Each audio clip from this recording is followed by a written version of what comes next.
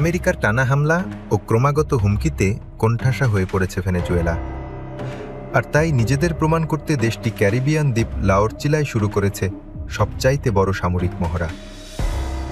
বুধবার 17 সেপ্টেম্বর আমেরিকার সঙ্গে বাড়তে থাকা উত্তেজনার মাঝেই হাজারো সেনা মোতায়েন করে দেশটি 3 দিনব্যাপী এ মহড়ায় অংশ নিচ্ছে যুদ্ধজাহাজ, যুদ্ধবিমান, হেলিকপ্টার, মিলিশিয়া বোট আর ভারী কামান।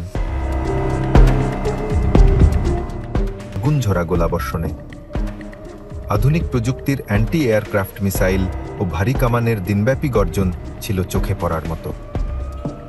উদ্দেশ্য ছিল ভেনেজুয়েলার প্রতিরক্ষা শক্তি বিশ্ববাসী ও আমেরিকার সামনে তুলে ধরার।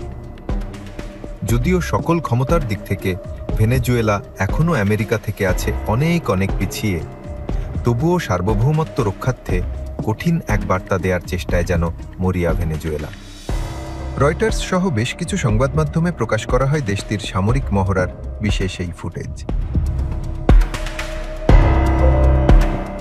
চলতি মাসেই ক্যারিবিয়ান সাগরে আমেরিকা সরাসরি ধ্বংস করে ভেনেজুয়েলার 2টি নৌযান, যেখানে প্রাণ হারিয়েছে অন্তত 14 জন মানুষ।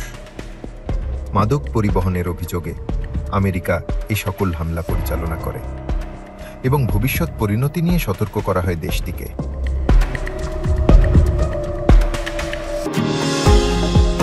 নিউ ইয়র্ক থেকে সম্প্রচারিত TVN 24 টেলিভিশন বিশ্বজুড়ে বাঙালির কণ্ঠস্বর।